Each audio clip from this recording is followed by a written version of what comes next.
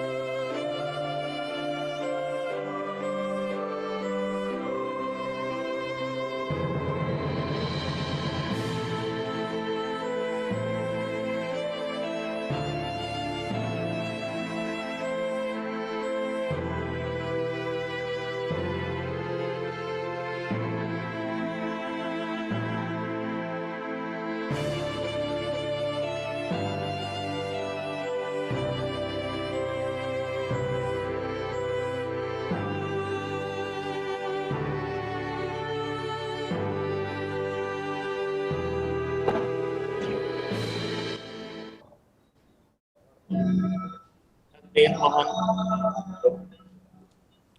kita wajib.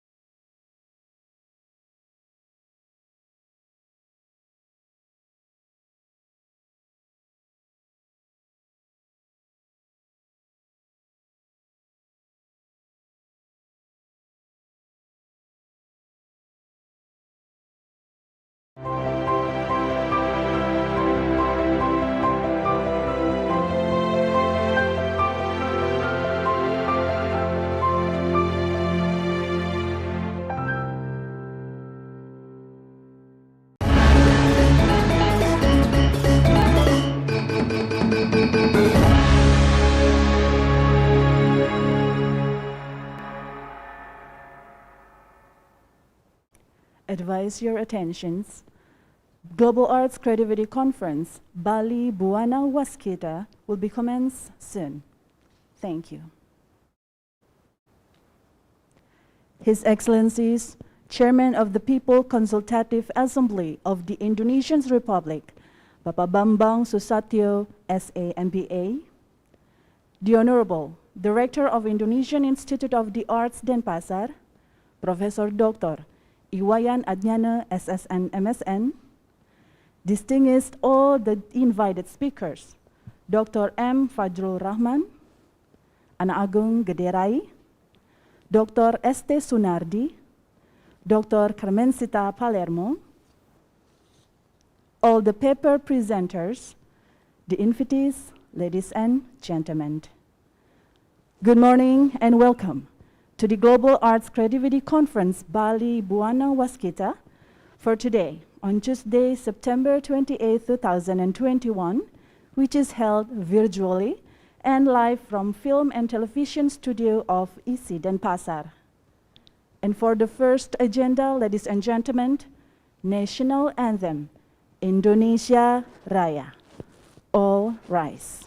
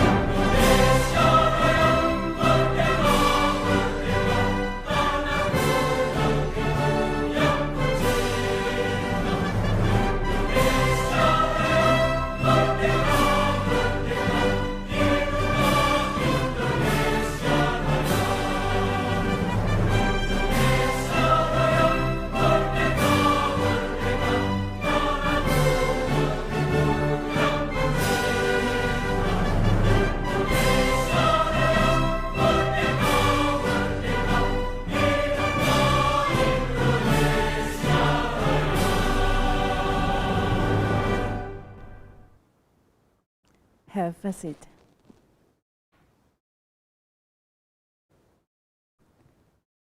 Distinguished guests, ladies and gentlemen, we'd like to present the video summary of Bali-Bhuwana.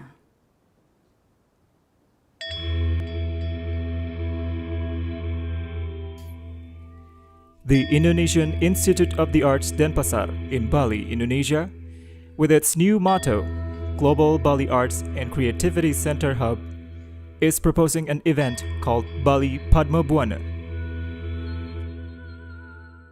The purpose of this event is to spur creativity around the general theme of the pandemic impact on the world, both on the global world in its various components and on Indonesia, with particular attention given to Bali.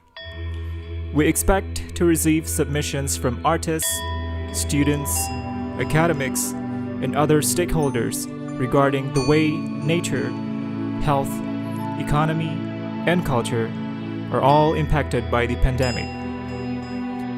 With the above in mind, and considering that the notion of cosmological dynamism called Padma-Bhuwana, symbolized by a whirling lotus, is part of Balinese cultural heritage.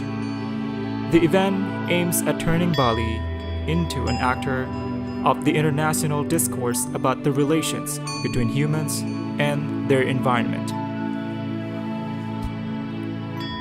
The event will engage Indonesia and Bali in the global debate about COVID-19 pandemics and its consequences.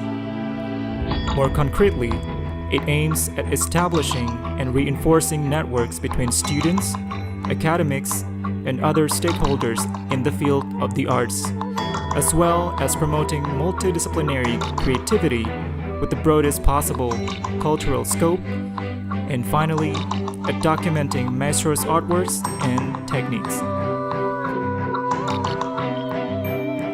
This event will consist of the following sub-events: Bali-Bhuwana Video, International Graduate Students Research Day, Bali-Bhuwana Rupa, International Arts Exhibition, Bali-Bhuwana Lango, Global Performing Arts Festival, Bali-Bhuwana Kanti, Global Art Projects Networks, Bali-Bhuwana Waskita, Global Art Creativity Conference, Bali-Bhuwana Krama, Global Artist Talk, Bali-Bhuwana Yatra, Bali Art Trip, Bali-Bhuwana Diatmika, Global Maestro Moment, Bali-Bhuwana Nata Kapinugraha Awards, Bali-Bhuwana Bhakti, Global Collaboration Movement, Bali-Bhuwana Global Initiative Scheme.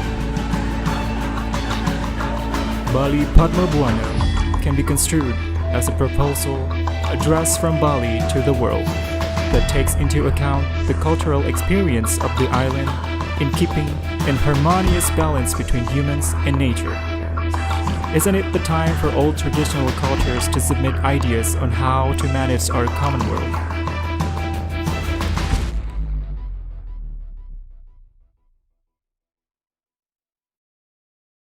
Welcoming remarks by Director of the Indonesian Institute of the Arts Denpasar. Please welcome Professor Dr. Iwayan Adnyana, SSN, MSN.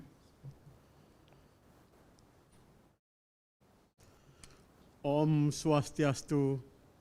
Assalamualaikum warahmatullahi wabarakatuh. Salam sejahtera untuk kita semua. Namo Buddhaya, Rahayu, salam sehat untuk kita bersama. Your Excellency, the Chairman of the People's Consultative Assembly of the Republic Indonesia, Majelis Permusyawaratan Rakyat Republik Indonesia, Bapak Bambang Susatyo, SA, MBA. Your Excellency, the reputable invite speakers of Bali-Bhuwana Waskita, or Global Art Creativity Conference. Excellencies, distinguished participants, ladies and gentlemen. First of all, let us praise the presence of God, Asung Kertawarenugraha, Yang Widiwasa, who is blessing us with health, creative opportunities, and happiness. The Indonesian Institute of the Arts Denpasar in Bali, Indonesia, with its new motto, Global Bali Arts and Creativity Center Hub, or GBE, is proposing an event called Bali-Padma-Bhuwana, Bali as the lotus of the world.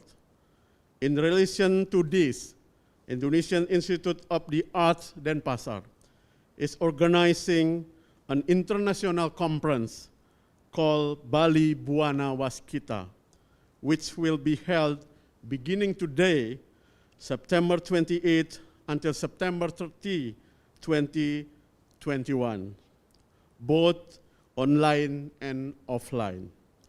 The theme of this conference is Prospective, Empowerment, and New Paradigms.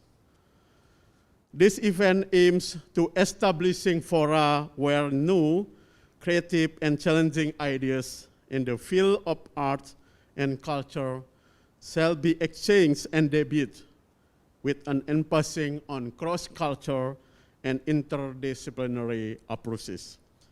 With all due respect, we invite global scholars, well-known artists, influence researchers, repute figure and professional to expose their ideas, experiences, and achievements.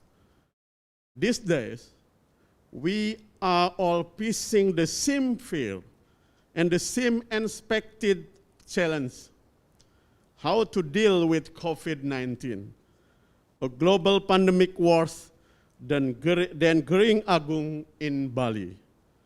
How to adapt, innovate, and strengthen bond between human and nature, art, science, and technology.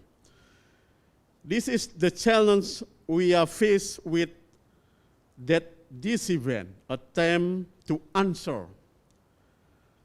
as a part of ongoing global debate about the pandemic and its consequences. More to the point, besides creating art, it aims to reinventing values for the post-pandemic world.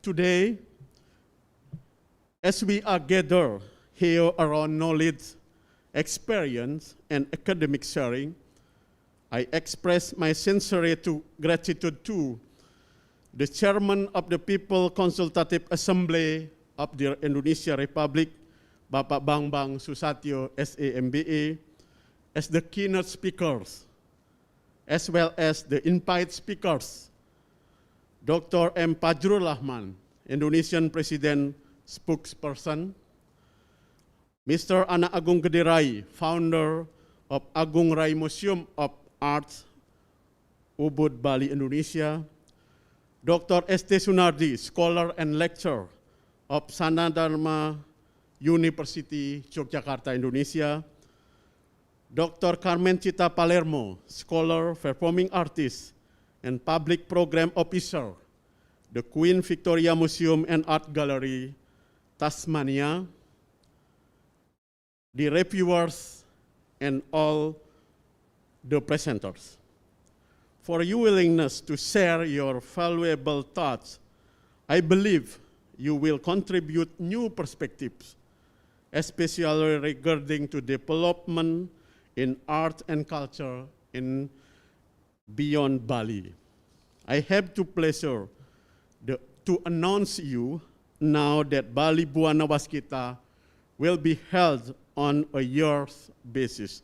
I wish all of you success, as well as I wish success for Bali-Bhuwana Waskita. Thank you. Om Santi Santi Santi Om. Wassalamualaikum warahmatullahi wabarakatuh.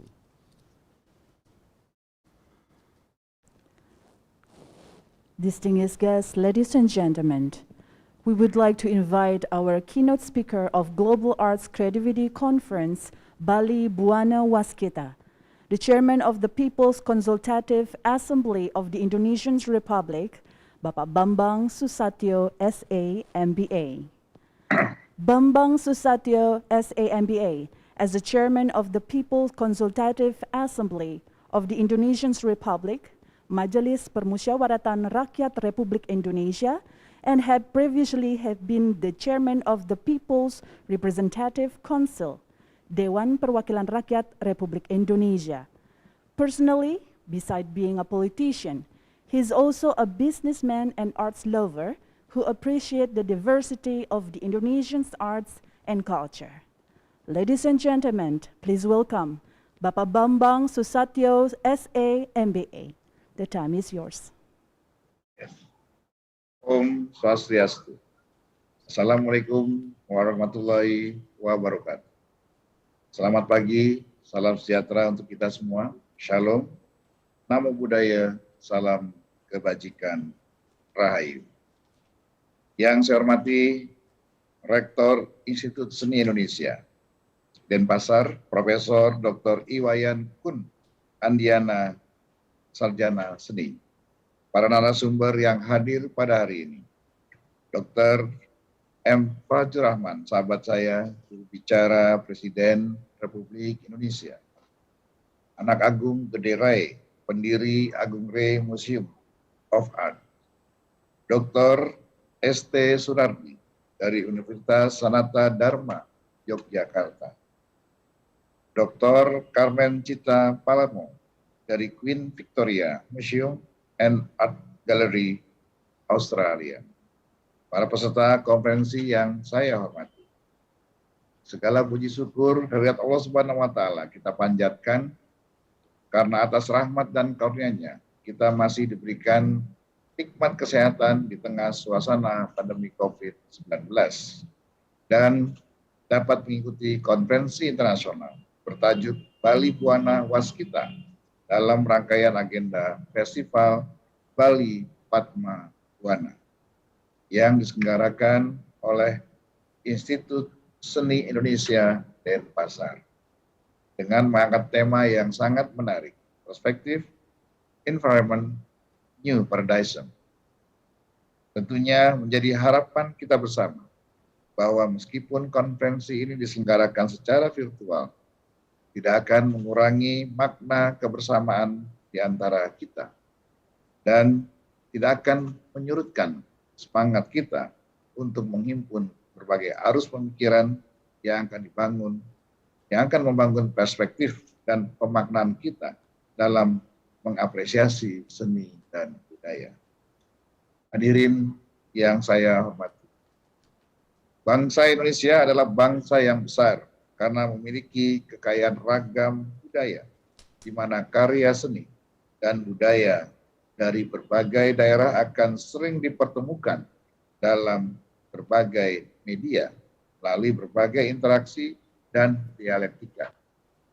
Karya seni dan budaya yang tumbuh dan berkembang dalam negara kemajemukan seperti Indonesia akan senantiasa saling bersinggungan, berasimilasi, sehingga mendorong lahirnya gagasan, pemikiran, inovasi, dan kreativitas dalam proses tumbuh kembang seni dan budaya.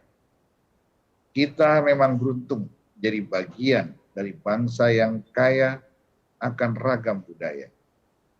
Meskipun demikian, nasib kelestarian ragam budaya yang kita miliki akan sangat tergantung pada seberapa kuat komitmen kita untuk menjaga, merawat, dan melindungi dari dinamika zaman.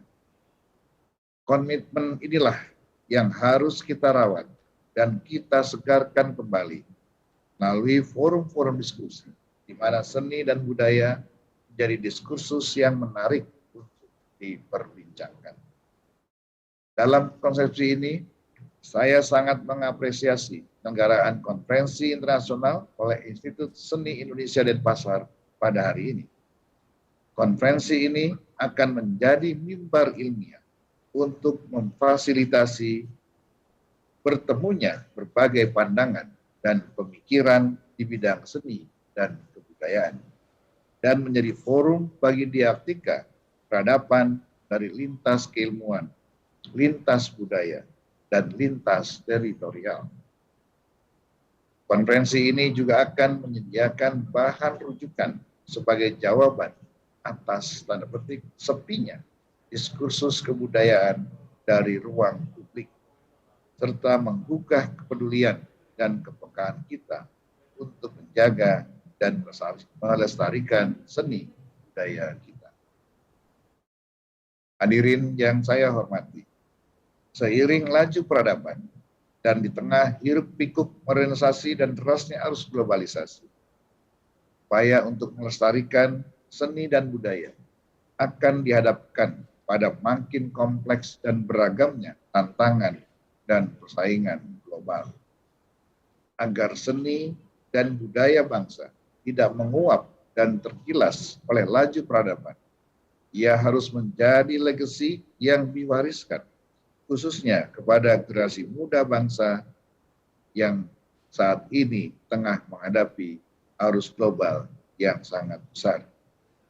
Tentunya kita tidak ingin generasi muda kita menjadi generasi yang tercerabut dari akar budayanya sendiri karena minimnya literasi budaya. Penyelenggaraan acara konferensi internasional pada hari ini adalah bagian dari upaya kita untuk membangun literasi kebudayaan tersebut.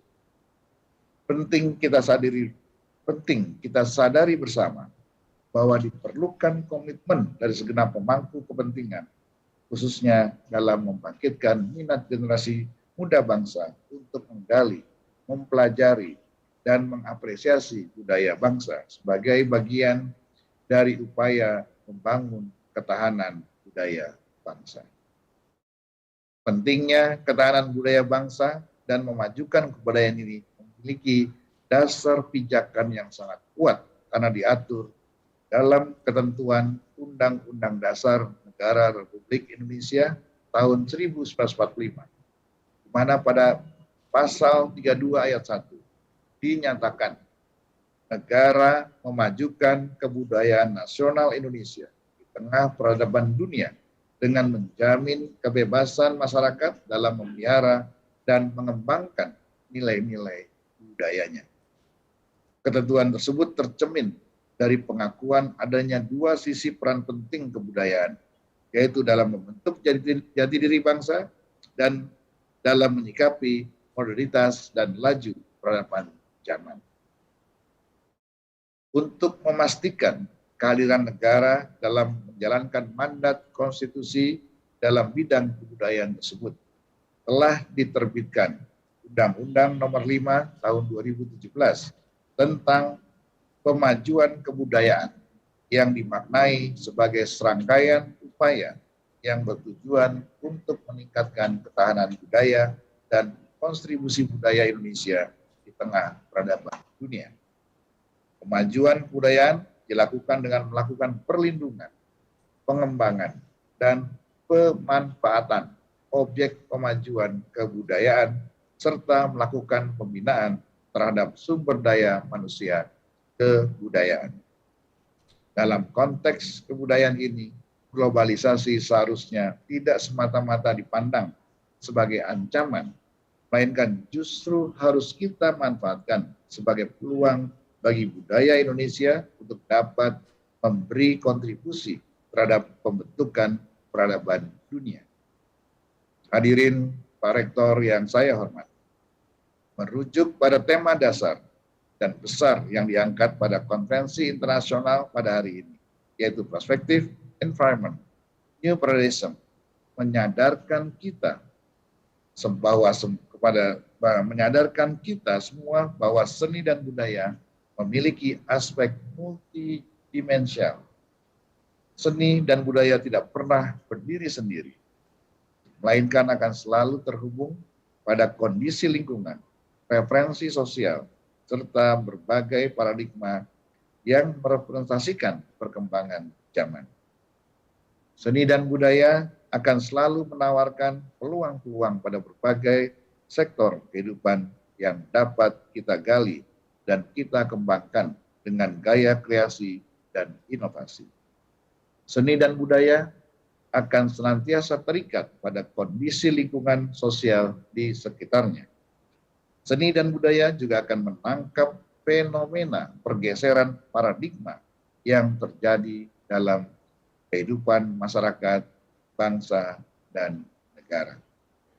Disinilah kita dapat melihat peran penting ISI Denpasar sebagai institusi pendidikan yang telah banyak mendidik generasi muda bangsa sebagai sumber daya manusia berkualitas di bidang seni dan kebudayaan.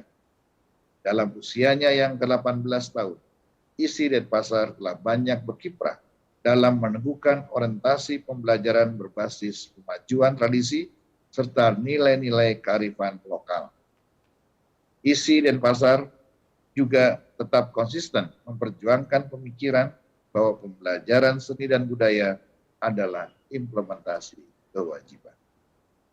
Hal ini selaras dengan moto Guna Widya Sewaka Setyam Siwam Sundaram yang menegaskan bahwa dharma atau kewajiban ISI Denpasar adalah untuk mengembangkan ilmu pengetahuan, teknologi, dan seni berdasarkan kebenaran, kejayaan, dan keindahan. Demikianlah beberapa hal yang dapat saya sampaikan, semoga dapat membuka ruang pemikiran dan menjadi pengantar bagi diskusi yang konstruktif pada penyelenggaraan konferensi internasional pada hari ini. Menutup sambutan saya ingin mengingatkan bahwa tumbuh kembang seni dan budaya akan terus-menerus dibentuk dan dibangun oleh rangkaian momentum kesejarahan. Dan momentum kesejarahan itu hanya akan terlahir dari suatu proses adaptasi dan inovasi terhadap perkembangan dan dinamika zaman. Demikian, wabillahi taufiq wa hidayah. Wassalamualaikum warahmatullahi wabarakatuh. Om Santi Santi Santi Om.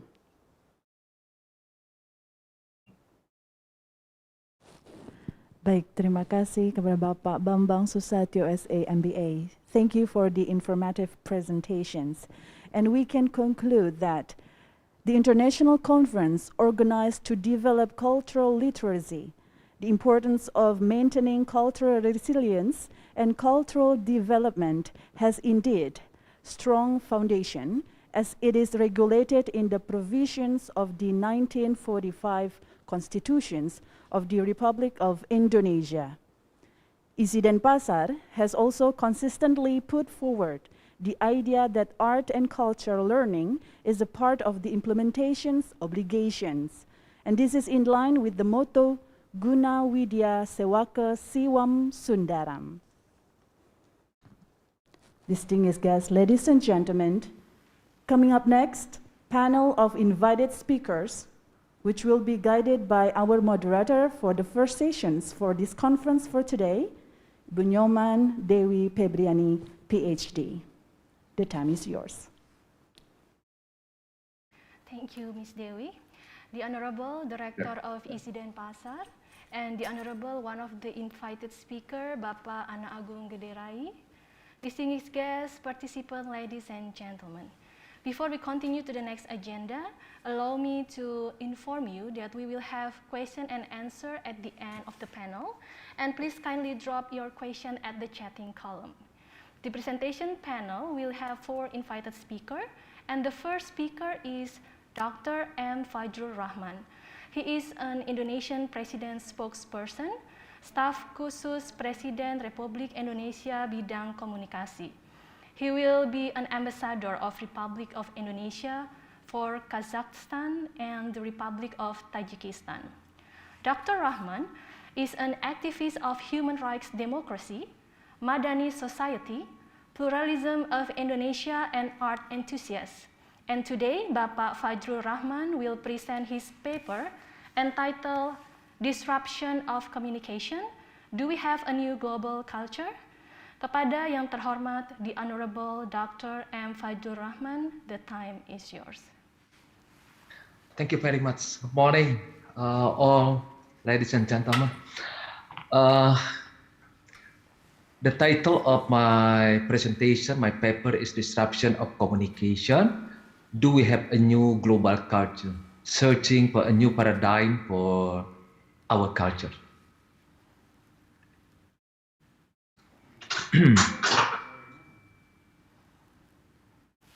Thank you very much for the Director of Institut Seni Indonesia, Professor Dr. Kun Adjana, and my college here. Okay, next slide. So this is the first. All of us knows about this picture, the melting clock from Salvador Dali, 1931. This is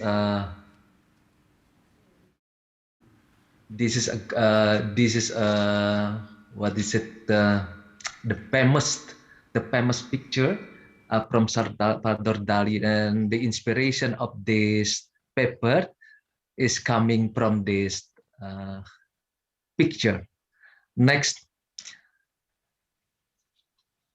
the shrinking of time and space. We are all now witnessing the shrinking of time and space. Next slide. Next slide. Yeah, okay. We are now entering a new age of communicating, the digital age. Hootsuite, a US-based digital research company, have reported that Indonesia, as an example of this paper, is not an exception in the digital age.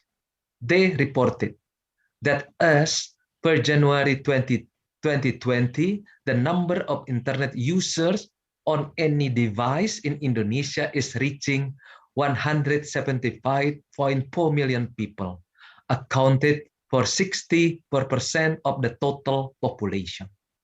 Its annual growth is 17%, around 25 million people. Now we can imagine number of Indonesians are more and more connected through the digital space. They also reported that the average daily time that internet users aged between 16 to 74 years old spend using the internet is reaching 7 hours and 59 minutes, almost 8 hours per day in front of internet. Recording stopped. Indonesian, in average, spend 3 hours and 26 minutes per day using online social media, ranging from Facebook, Instagram, TikTok, Twitter, WhatsApp, and so on. The total number of active online social media users in Indonesia is reaching 160 million accounts, accounted for 59% of the total population in Indonesia, with growth reaching 8.1%, around 12 million new accounts within only 8 months, in which 90% of them using online social media through their mobile devices. It is also reported that various online social media platforms has been used intensively by them, led by, firstly, YouTube, 88%, secondly, WhatsApp, 84%, thirdly, Facebook, 82%, Instagram, 79%, Twitter, 59%, 56%, Line, 50%, and so on. It is also reported that Indonesian internet users who consume each kind of content via internet each month are mostly, firstly, watch online videos, 99%, secondly, watch blog, 79%, thirdly, listening to music streaming services, 84%, and fourthly, listening to online radio station, 58%, and listening to podcast, 53%. The number are staggering. High volume and velocity, speed of the information exchange is characterizing the daily life of all Indonesian now. Indonesian can access information from anywhere at any time. It is all in their hand. The internet and its digital world have been able to bring Indonesian into the connected world characterized by easier access to data, knowledge, social network, collective engagement, and opportunities. Time and space are somehow shrunk, as the Salvador Dali picture. However, this is not an easy task for us to communicate. Me, as a communication scientist, also this is not easy task for me. Public communication along the archipelago of Indonesia must compete with staggering numbers of information flooding continuously to the head of the Indonesian every single day, every single hour, every single second at their fingertip. This is the challenge not only for Indonesia, but also for 77 billion people in the world, where 4.5 billion people are using internet. From pandemic to infodemic. Next slide. The challenge of mis and disinformation. The first problem is attention span.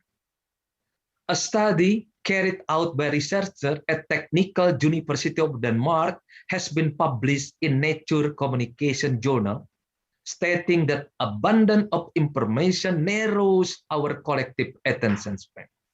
This effect occurs on not only on social media, but also across diverse domains, including book, web searches, movie popularity, and more. Sociologists, psychologists, communication experts, and teachers have warned an emerging crisis stemming from a fear of missing out. Keeping up to date on social media and breaking news coming at us 24 hours and 7 days. Content is increasing in volume, which exhausts our attention and our urge for newness, causes us to collectively switch between topics more regularly, said Philip Lawrence Sprint of Max Planck Institute for Human Development. Study carried out by Microsoft Corp has reported that people now generally lose concentration after 8 seconds due to the increasingly digitalized lifestyle on the brain. The human attention span has dropped from 12 seconds during the year of 2000, when the mobile revolution began, to only 8 seconds in 2015, shorter than the one of the goldfish. The goldfish has the average attention around 9 seconds. On misinformation and disinformation, the second problem. The staggering number of information flooding to our brain are just unimaginable. Next slide. One of the impact of the increasing digital connection is the emergence of mis or disinformation. Whether we like it or not, digital communication has brought us to the state of confusion, where we sometimes could not really determine whether we are looking at a true or a false information. French government has published their study on how information manipulation has become a great challenge for our democracy. Information manipulation is an intentional and massive dissemination of false or biased news for hostile political purpose. Disinformation is the intentional dissemination of information that is wholly or fatally false. Misinformation is the unintentional dissemination of it is reported by researchers from MIT 2020 that in India, 10% of the image shared through WhatsApp are misinformation. Another study by another MIT researcher has reported that false news travel 6 times faster than the accurate one in Twitter and reach 10 to 20 times bigger network than the accurate one. Furthermore, it is not both fake accounts that are primarily responsible for the spread of the misleading information, but it is the human. We have to remember the technology is digital, but we are still analog. We are still human.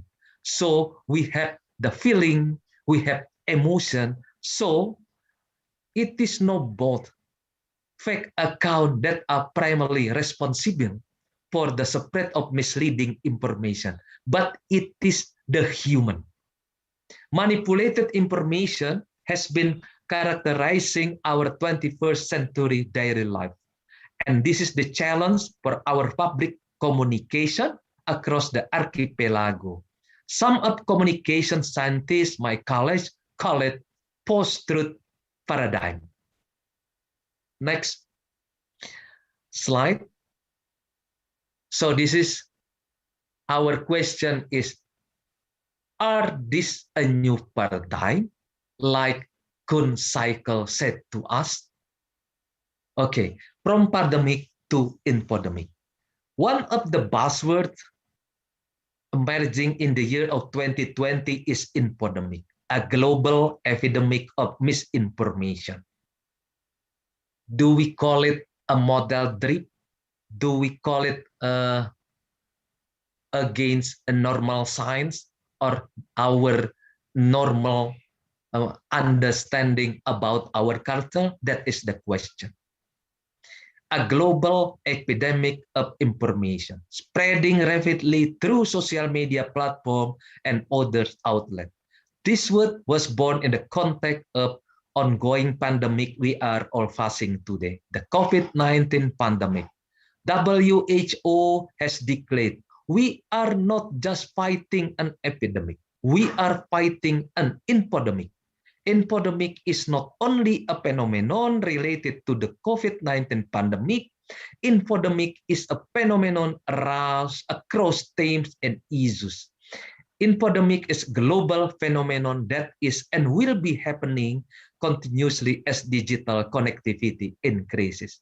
Again, this is one of the challenges for public communication and for us also, the academe, across the archipelago, and this is a social phenomenon which needs collective action. And another problem, another cases, infodemic on climate change and others. A researcher from George Mason University has reported that climate misinformation is not a new phenomenon. He reported that the climate science denial has been working using misinformation campaigns since 1990s. where conservative think tank began the process of gradually polarizing the public.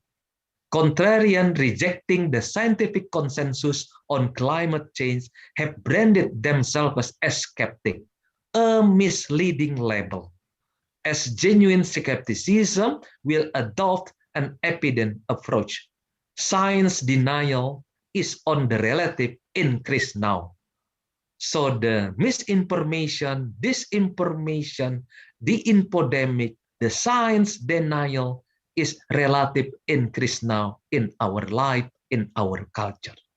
And John Cook has reported that inoculation of information might be effective in fighting this information related to climate change and other epidemics. Inoculation consists of two elements. Firstly, warning of the threat of misinformation and counter-argument refuting the myths. Secondly, fact-based inoculation neutralize misinformation by presenting recipients with facts that contradict misinforming argument. The inoculation approach can be implemented through educational efforts, like in our institute now, Institute Seni Indonesia in Denpasar, Bali, public communication campaign, and technological application on social media. By combining scientific content with inoculating reputation, we can increase science literary levels and foster critical thinking skill. Critical thinking we got from university or in our Institute Seni Indonesia. Inoculating campaign, if implemented widely enough in classroom, on social media, in mainstream media outlet, could potentially eradicate climate science denial and also eradicate the infodemic. So the problem that I suggest to this paper, can we focus the question, is this a new paradigm? As the Kunz cycle said, it is from the normal science to model drift, the crisis. Now we have the infodemic, and then the model crisis, and then we got the model revolution, and then we got the paradigm change. And that is the problem to have a new global paradigm now. And the last slide is about, I just want to say about our food for thought for today, this morning. The next slide, building trust for a new culture. This is only food for thought. This is not recommendation. This is food for thought for discuss today. The very fundamental key of human living is trust. Our task is to persistently keep and sustain social trust based on science and evidence, thus fighting mis or disinformation. A new culture is not an exception. Disseminating fact and true information require trust and the ability to turn data into information, turn information into knowledge, turn knowledge into insight, and turn insight into wisdom. Public communication along the archipelago of Indonesia and all of the world needs our collective efforts. I would like to propose several, not limited to, approaches that might be useful this morning for us as our food for thought. First, storytelling with data. Storytelling is an indispensable aspect in human life, and it is common in our science and in our culture, in Bali also, and all over Indonesia and all over the world also. Storytelling is good, and storytelling with data, I urge you all to embrace storytelling with data, based on fact, on a new culture, Remember how kids tell you about their days. It is how you need to tell people about disinformation, misinformation, about infodemic, or about climate change. especially. Tell the data, do not just show the data. Tell the data. Second, public engagement. Let public participate and engage in the storytelling process. Use their languages. As mentioned before, Indonesia consists of hundreds of ethnic groups and language also in the world. Let them tell their story when they portray the changes in their living space. Third, connecting the dots. Humans like to tell and to hear stories and to connect their stories. I strongly recommend you all to connect the dots. Connect their stories and let people find their relevant. Then we will have a space and spirit as well as energy for collaboration like today in fighting misinformation, like today for collaboration, exchanging ideas and exchanging culture. For promoting digital literacy toward digital sanity. Fighting mis or disinformation or infodemic is not a fight toward digital literacy and toward digital sanity. It is the human that we must deal with if we want to see the better world. 5. Embrace STEAM. Science, technology, engineering, art, like Indonesia, like Institut Seni Indonesia in Denpasar, mathematics are the especially important and fundamental keys to build digital literacy and digital sanity. We all need to develop STEAM, science, technology, engineering, art, mathematics, capability from the very beginning. I will close this paper with quote from Leonardo da Vinci. Simplicity is the ultimate sophistication. Thank you very much. Good morning.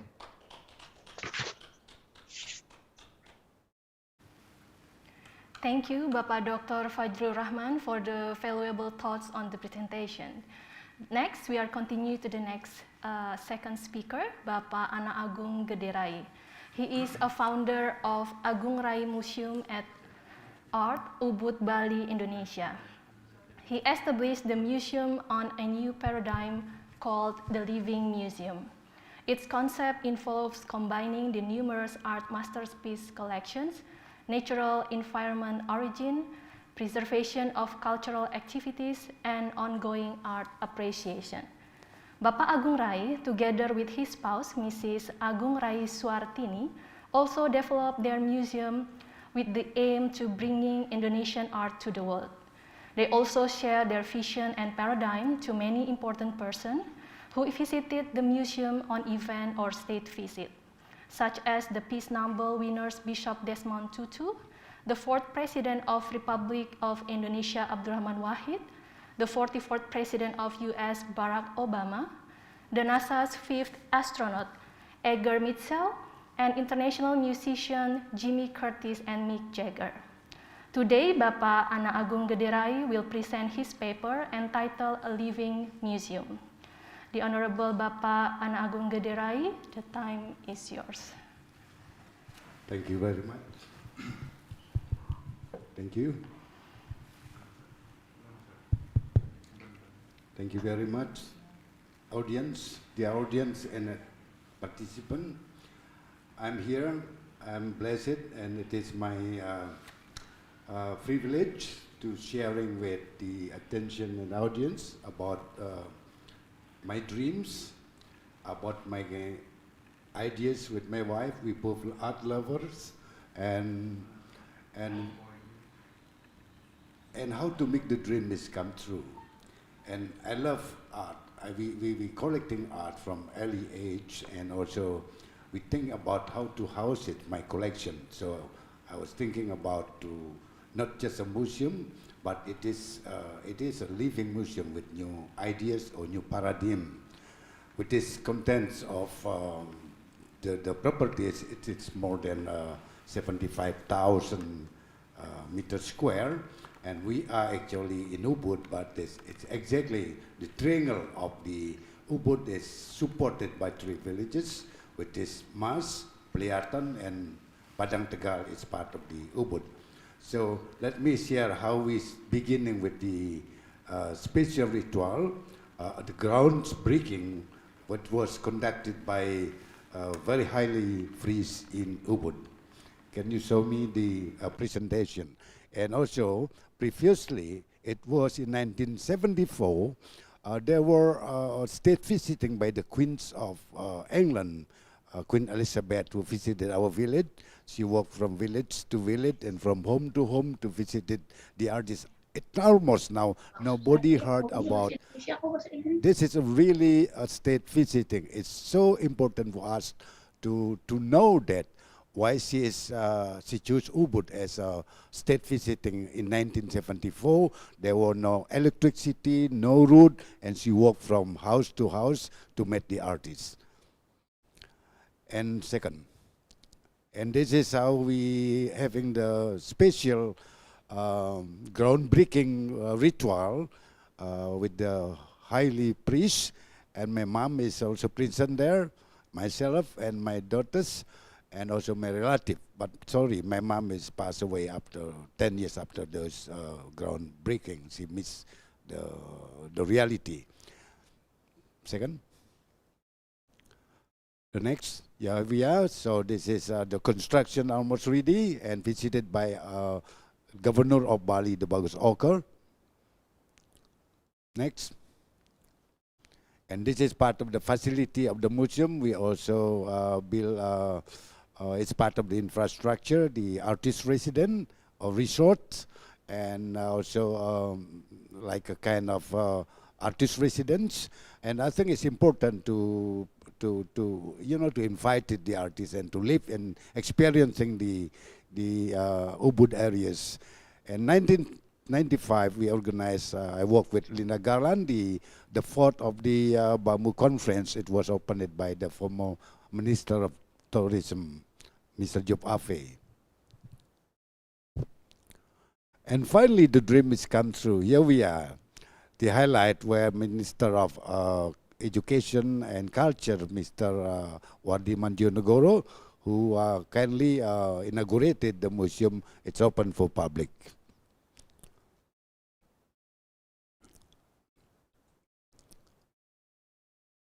It's a very nice atmosphere also attended by many people, and here we are visiting the collection and entering the museum yard. And really this what is interesting thing, to keep the village's atmosphere. Here is the gate, the main gate to enter the Arma Museum. Arma means the shortness of my own self is Agung Rai Museum of Art, which we has also three entrances, the main entrance, the left entrance, and the right wing entrance. Here is from the west wing entrance, where you're facing really like the trees, the rice field, and also open air stage is part of the facility to be able to sharing with the villages. And you can see how started, how young the children started to learn Balinese dance. We have also Arma Dance School and also music school or gamelan school, so they can come up to school so every day. And it is they are the future. I think so important to sharing with our children to keep to maintain their cultures, to embrace also the other children who coming from different villages. And she is one of the tutor, the maestro, Legong Dan Gusti Ayuraka, who she kindly to share with the children her knowledge. And she is really respected by the villagers. And this is interesting thing, you can see here the audience, locally and international, who really, sit down and relax, enjoy the process of how the children, how young they started to learn their own cultures. And here they are after school, almost every day, any children are welcome. And we provide them a teacher who teach every day and free of charge. And then there's staging. The staging not only in open air state or indoor state, but also they perform it in any kind of temple ceremony in the villages.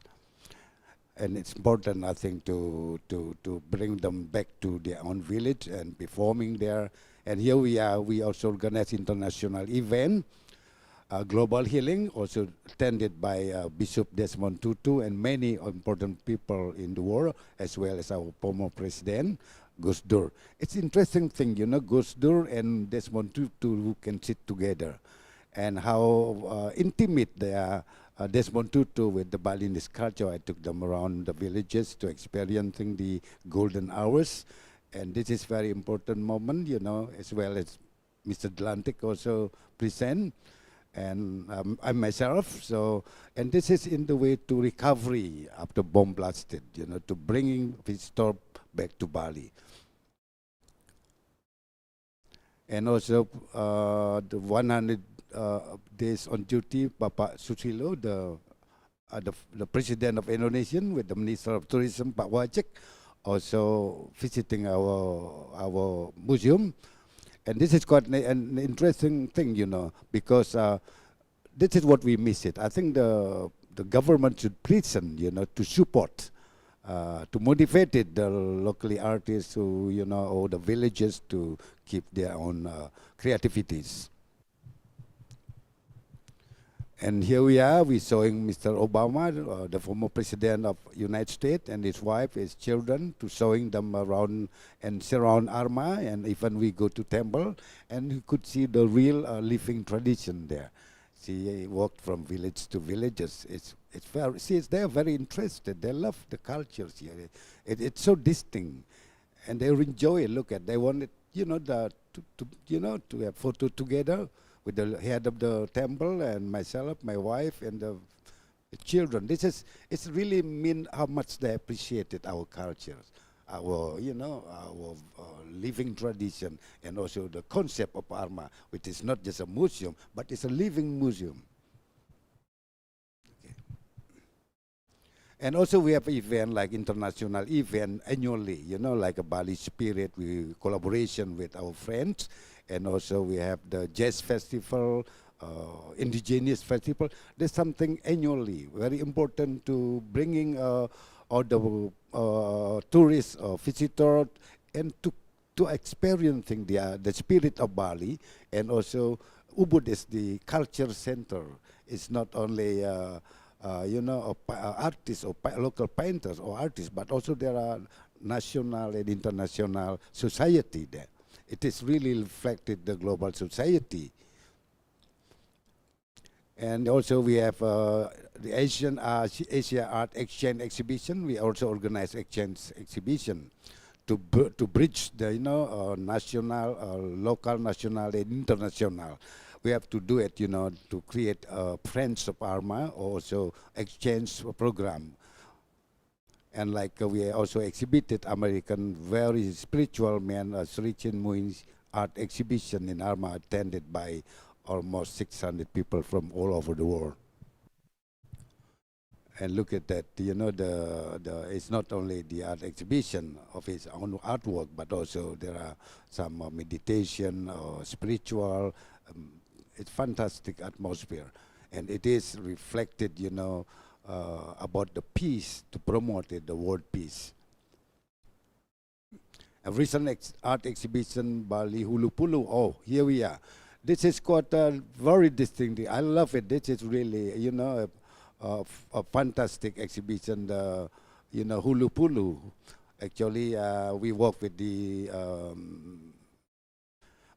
Mr. Kun, you know, who, you know, he loved to sharing his what he did and explore it, the ancient relief, we call it Yepulu, and it is really consists of the ancient knowledge or ancient, you know, values there, and I think it's very important for also our governor presented there. And this is what we call it, the recent art exhibition Bali Megarupa, which is now very popular, very popular. So this is something new in Bali, something new happened. How they manage how they promoted Balinese art. Look at that, the interaction locally and internationally. We work with Singapore, we work with many other institutions in the world.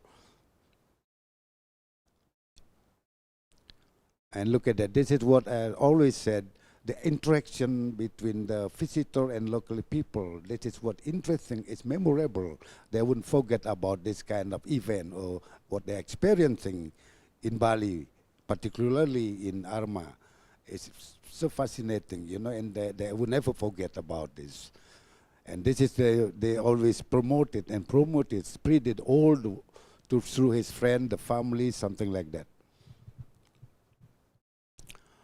This is we begin always. Children are our future. We have to, you know, I mean, we concern about to develop it. To children should involve. You know, they have to see their culture. They have to experiencing the nature, because in Arma it consists of many different art kind of attraction. Also, look at that. You know, the International Art Exchange. We also invite many artists and stay in Arma, and they work there. We could exhibit it, their work, and also to promote it. We also created, you know, we also brought Balinese children overseas, you know, like to Europe, touring to Belgium, to Austria, to broaden their mind, and also to, for them, it's what interesting, you know, how they feel when they're away from home, you know, what they miss it. That is what something we should know, you know. And then the experiencing, they have to experiencing the other cultures as well. Here we were performing at the Wiener Concert House in Austria. See, our ambassador was so very happy with our group, you know, because the theater was full of audience. They are so happy to see children performing there. And also we did in Singapore. I used to work with Lasal Khalid. And this is how we split it, and also to create Friends of Arma, and also to bridge our culture, our art to other countries, to other institutions. And this is the exhibition, first exhibition we hold in East Jurong Street. And it was inaugurated by the Minister of Information of Singapore. And this is also part of in Singapore, so also in Japan, I work with Ayef Rosidi, so we have also like a godfather there who always, you know, promoted Balinese and Indonesian art through Japan, you know, almost annually. We have exhibition in Osaka, in Tokyo, in Fukuoka. So this is what we have to continue our friend, or to support it, to motivate it, to conducted an exhibition in any other countries. And this is with our former governor, Professor Idebus Mandroy, in Fukuoka Art Fair, second Asian art show in Fukuoka. And I was appointed to accompany Chinese ambassador in Jakarta to celebrate the friendship between Indonesia and Chinese. And also we do have in Arma a full moon and new moon kecaks performance. So the idea is not weekly, but full moon and new moon, I think it's very distinctive and very mystical. People love it, you know, I mean, really fit well with the environment, to feel the suction of the performance when they do it in the open air. And this is socialization with the visitor in Arma. So we have a certain program, almost, you know,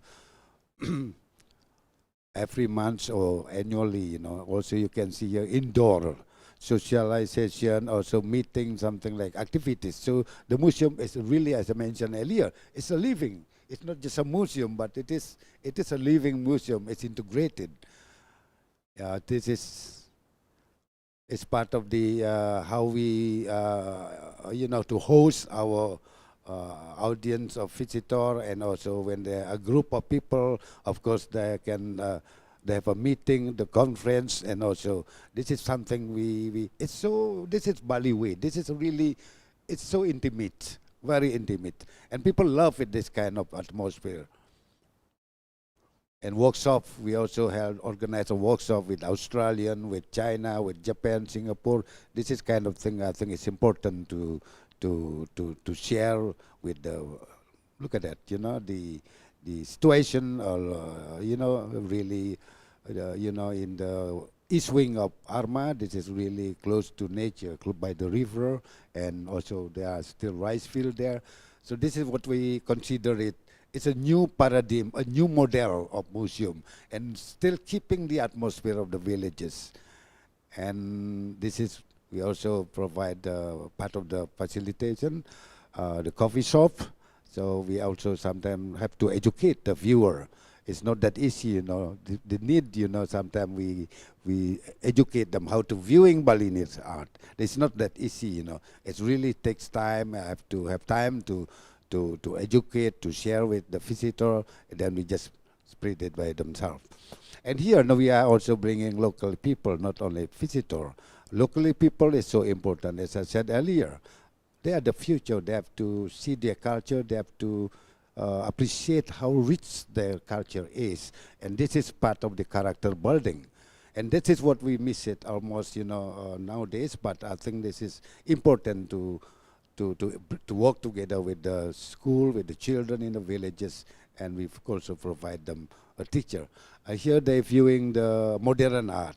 And we could see from the expression of the eye, when people really appreciated some art, they really, really, you know,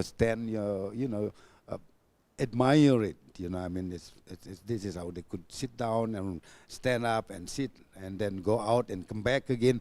And not that easy, you know, to viewing art. We have to educate people how to viewing nature and how to viewing art. And this is Minister of Education, yeah, Panadin. Also appreciated very much. This is the masterpiece in Arma by Raden Saleh. And he pointed that, you know, how much he appreciated and the masterpiece by Raden Saleh. This is about the collection in Arma. And this is, I have to work with the 1997, we already started the friendship with Australia, so I have to, you know, to give speech there, you know, to encourage the government there and our government to create a kind of friendship to promote Balinese art. And often I become a guest speaker, like here in Asian Art Museum in San Francisco and many other different places. And this is quite interesting thing, you know, it's part of the global healing in California. And this is how we bridging and promoted Bali or Indonesian art. This is the former Minister of Foreign Affairs, yeah, Albright, in USA, you know. Very strong woman and very tough. And also we also promoted through the university, like San Rafael in San Francisco. We met the Danes. We invited by the rector there, so we share a lot of thing there, you know. And I think wherever in the world, Balinese culture is so famous, you know. They really love to embrace and to collaborate it, and you know, through the you know, like exchange student. And here recently I was in Jakarta to a guest speaker at the Asian Art Museum Director Jakarta 2013 with Professor Windu there. It is really here is in the Washington DC during the Saraswati Day, and that's what we have. We needed. We have to have people to promote it, like impresario, to, you know, to bring in, to bridges our art to the world. And also in Timur, in, you know, I was also invited as a speaker there. Work with the, here is in recently in the in Madrid, yeah. It's Internasional, guest speaker at Expotural event in Madrid, Spain, yeah. And this is how we have a press conference. We have to speak to many, you know, wartawan over there. And she is Mrs. Karina, the mayor of Madrid, and she is very interesting woman, and she loves nature and she loves art. This kind of event, I think, will be nice to also. Here I was a guest speaker at the Symposium International Madagascar, you know, which is, I think Madagascar is very similar country to the people over there is look like very much like Malayan people, like Indonesian, and this is I think we have to be we can link it, promote it our art in Africa, Cape Town, something like that. This is to bridge it all over the world, and this one is in Friendship in Jiangsu, in China. So we are not only, as a museum founder, we have to, begin with the Friends of Parma, create exchange program, and this is also in China. It's very important, to promote it and to have to create a friends, lover. It's not only in Indonesia, also overseas.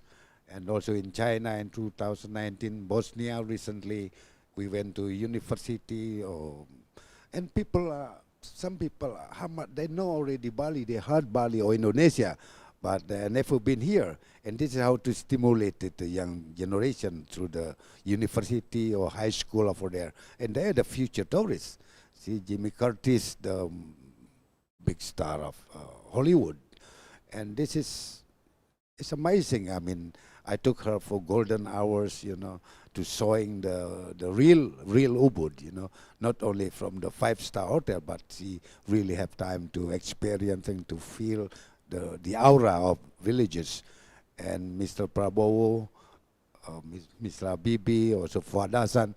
So that's kind of friendship we have already created, and Harmoko as well with Agung Laksono.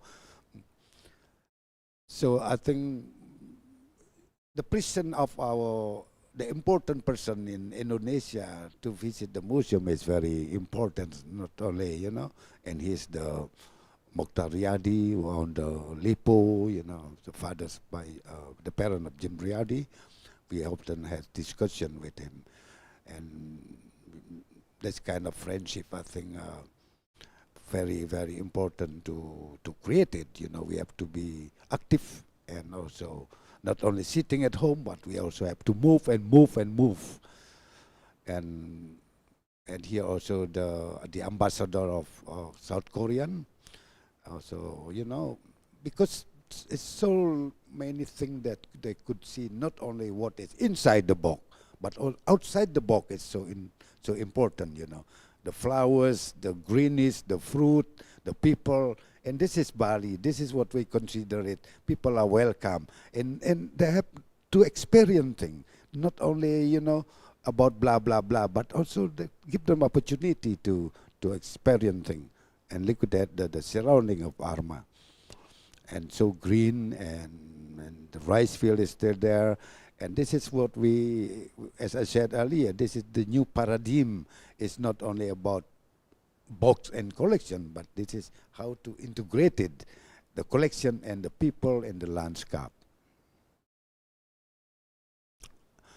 And this is the other side, people could see. And this is the like a painting itself, when you see how the farmer growing rice, it's really like a piece of art. It is what we consider it, the art given by nature. It's not only by men, but also if you pay attention, so rich, and the layer of green, the activities, that is what we consider is the art given by nature.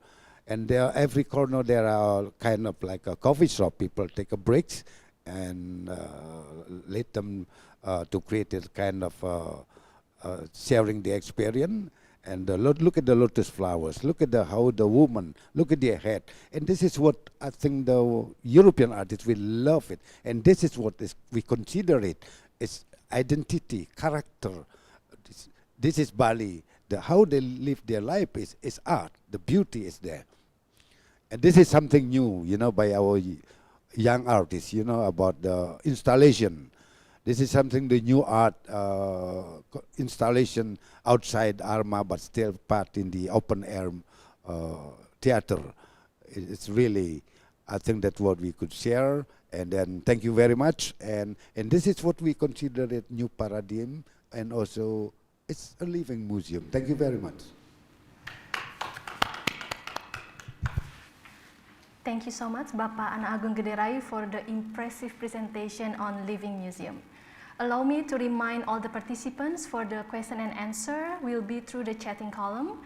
Also, we will share the attendance list at the end of the panel. We still have 2 more speakers to go, and the third speaker is Dr. S.T. Sunardi. Dr. Sunardi is an influential scholar and lecturer in religious and cultural sciences, postgraduate program, the University Sanata Dharma, Yogyakarta, Indonesia. He has published numerous of books on philosophy, literature, art and aesthetic, and cultural studies. Some of the books entitled Semiotika Negativa, Nietzsche, Opera Tanpa Kata, and Vodka and Birahi Seorang Nabi. Dr. Sunardi also invited as a speaker at many prestigious international conferences, symposiums, and academic colloquiums. Dr. Sunardi will present his paper entitled Melancholia and Sublimation in the Creative Procession of Art. The Honorable Dr. Sunardi, the time is yours. Okay, wait a moment.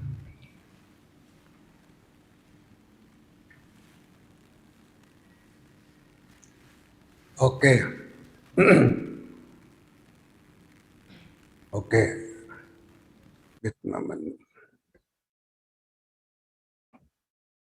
Okay, thank you very much.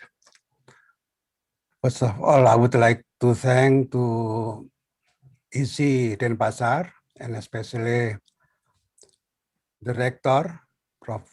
Kun, for invite me to be one of the speaker in this very important conference. The topic I'm going to present here is about melancholia.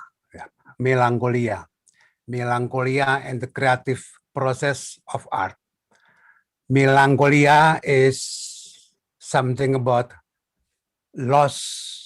experience of loss of something very important. It's melancholia. Loss of something important that we do not accept. This is the experience of melancholia.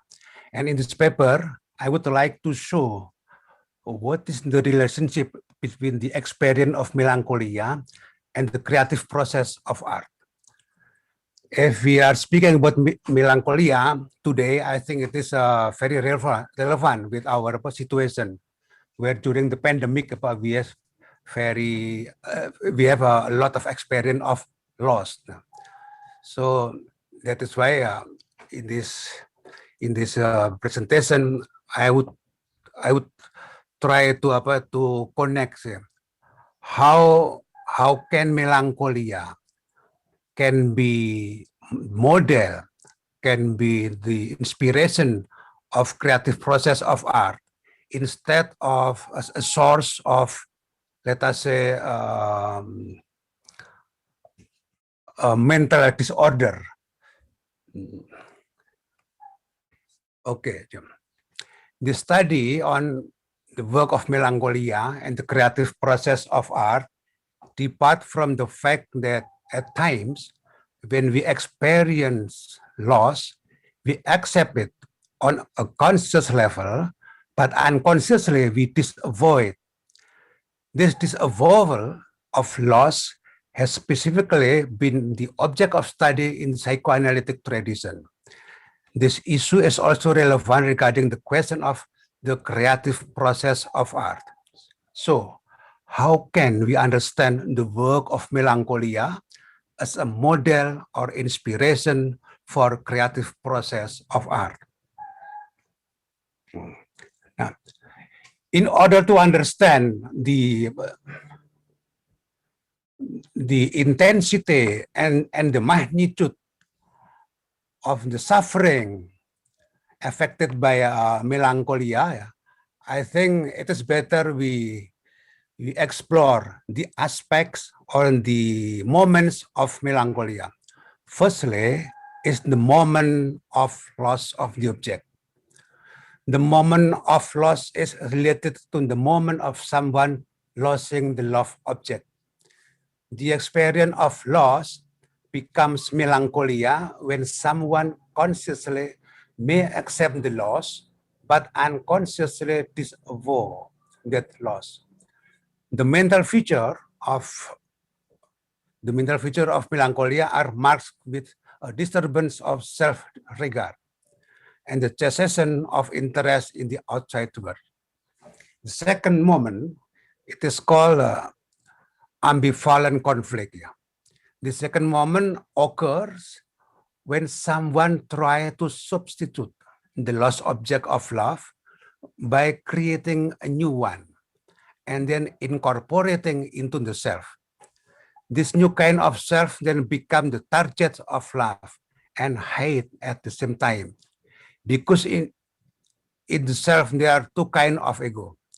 This conflict is called ambivalent because love and hate are directed toward the same object. So it is even the second second moment.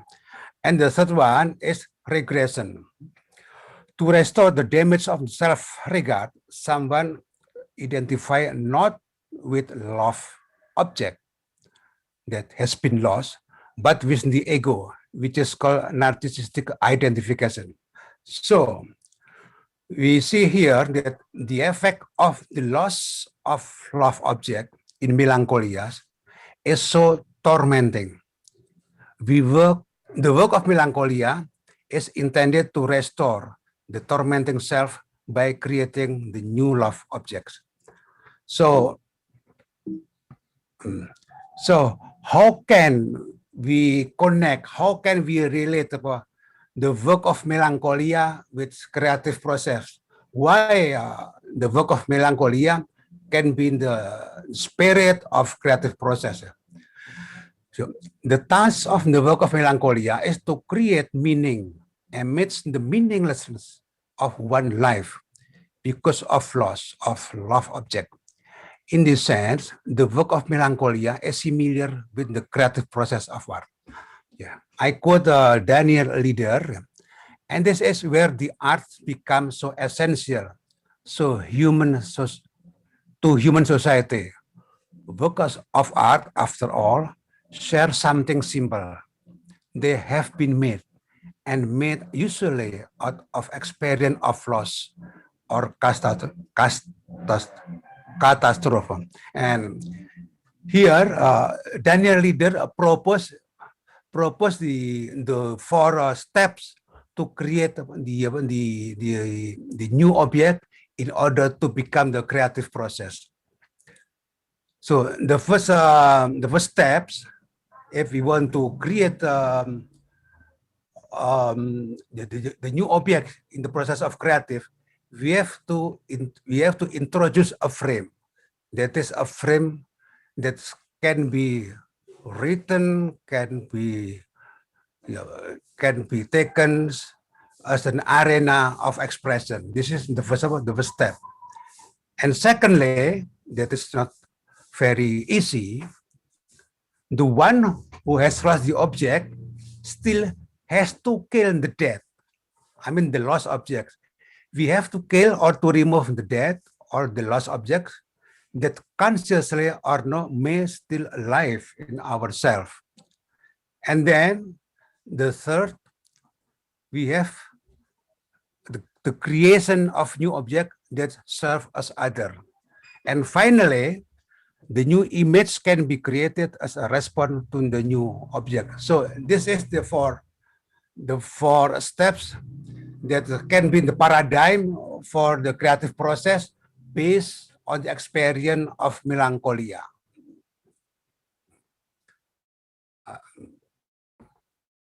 So, if we consider the way or the process of creative process is connected with the creation of new object, it is I am tempted to connect the melancholia with the sublimation that is very known in the psychoanalysis study. The way Leader interpret the work of melancholia as the creative process of art, remind us of the theory of art creation in psychoanalysis called sublimation. Sublimation, according to Lacan, is concerned with the object of drive. Specifically, sublimation raises an object to the dignity of the thing. The thing here means the conscious subject or sublime. Understood in this way, there is a similarity between sublimation and the work of Melancholia. Firstly, both sublimation and the work of Melancholia are concerned with the question of the meaninglessness of existence. All art is characterized by a certain mode of organization around this emptiness. Secondly, both sublimation and the work of Melancholia have to create a new object. In sublimation, this new object is called dusting. So, how important it is to compare between the process in sublimation and the Melancholia as a source of creative activity. So, if we look how the process of creative based on Melancholia, we found that the final aim is to create the new object. The new object has to be created in order to substitute the lost object. So, the most fundamental problem in work of Melancholia is ultimately how to create new object. Because the focus of the struggle of melancholic is, of course, how to restore the lost object. Leader insists that this new object is so important in the work of Melancholia because it is precisely through this new object that we are no longer shadowed by the lost object. And through this new object, we can create our new image. On the other hand, Freud also reminds us that the search for new objects is not easy because there is a strong temptation for someone suffering from melancholia to identify with something one's ego as an artistic object. So, given the importance of the role of this new object, in this work of Melancholia, I will discuss some work by Ugo Untoro. It is an artist living in Jogja, especially concerning the problem of creating new object. So,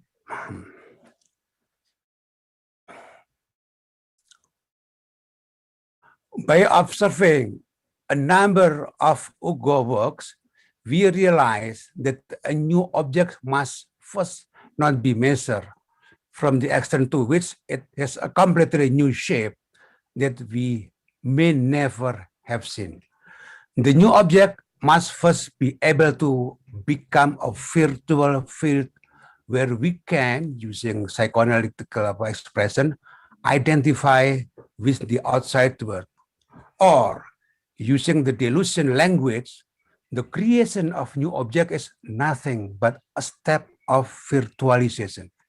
It is this kind of space that allows us to think the presence of the infinite within the finite. Ugo lines are often considered lyrical because, according to me, come into contact with this virtual space. His lyrical characteristic can not only be applied to his lines, but also be objects such as horse skin in poem of blood. So this is my idea how to use the melancholia experience instead as the source of sickness to become the source of creative formation of our mental. So I hope this idea can contribute the artists, especially during the pandemic. Thank you very much. Yeah.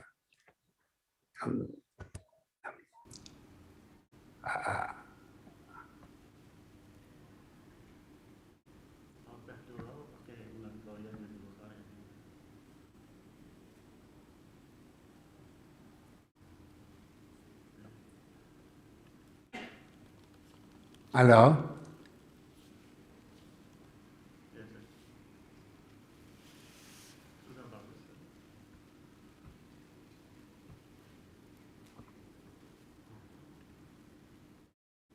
Okay. Thank you, the moderator. I think it is apa? Okay, Dr. Sunardi, thank you for the Okay. presentation. Great, thank you. Okay, last but not least, the fourth speaker is Dr. Carmencita Palermo. Dr. Palermo is a researcher with a PhD on Balinese mask dance drama topeng from the University of Tasmania, Australia. An intercultural mask performer, a participatory community performance devicer, and an event organizer. Her work is driven by a strong interest for true dialogue between cultures, abilities, and age through the arts.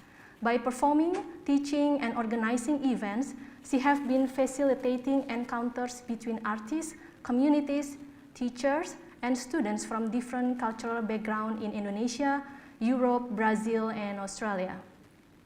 Her articles are published in several international journals, such as Asian Theatre Journal, Intersection, Gender and Sexuality in Asia and the Pacific, Indonesia and the Malay World, Journal of the Theatre, Dance and Performance Training.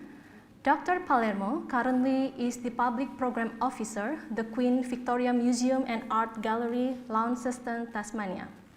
Dr. Carmencita will present her paper entitled Pandemic Hyperlocalization and the Acceleration of the Decolonization Process, the Arts in Tasmania from the Perspective of the Public Programs Officer of a Regional Museum and Art Gallery. Dr. Carmencita, the time is yours.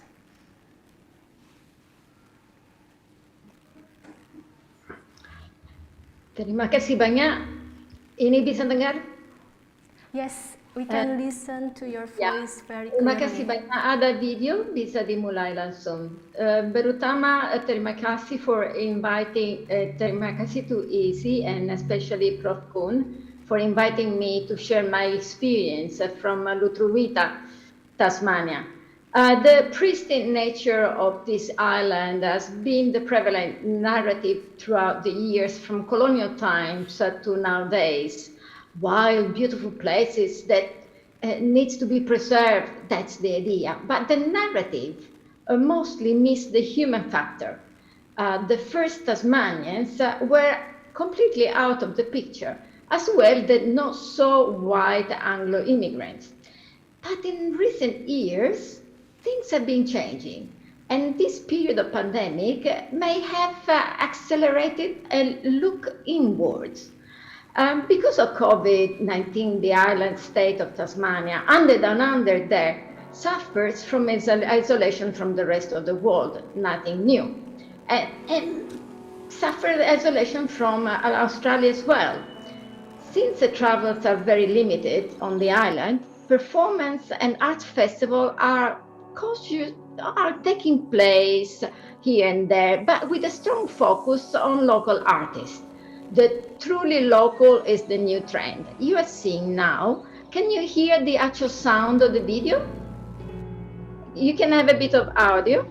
The current Tourism Tasmania campaign targets Tasmanians, reminding them how lucky they are, encourages them to visit the amazing pristine nature it produces from its land. And there is also a new concept. You have to enjoy the landers' creativity, which is connected to the island's history. So it's a promotional campaign to visit the island itself. And the history of Tasmania, or truth-telling, has been gradually normalized by festivals, which include Aboriginal artists. Minta tolong bisa dengar audionya dari video yang diputar. Tolong standby video. Standby videonya. Tolong. Audio ada?